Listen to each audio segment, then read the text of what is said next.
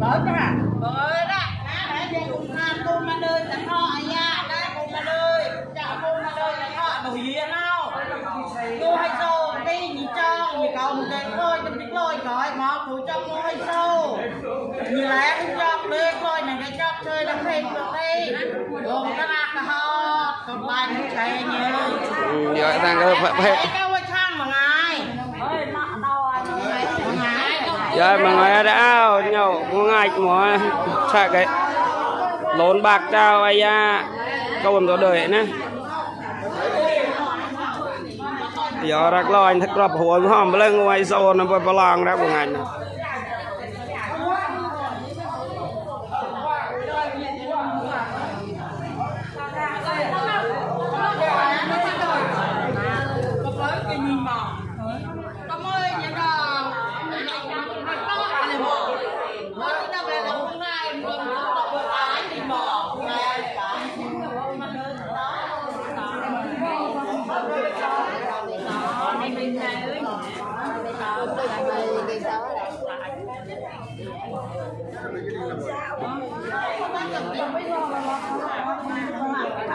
lời mình chúc bồn làm rồi đó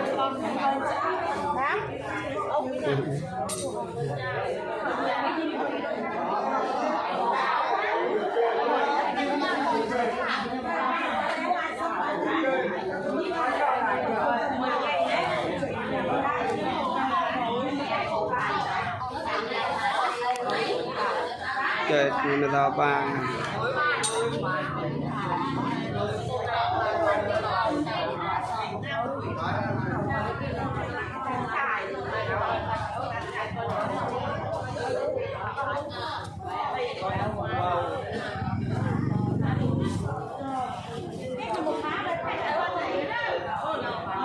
nơi xôm rồi ở kia rồi đang cơn đang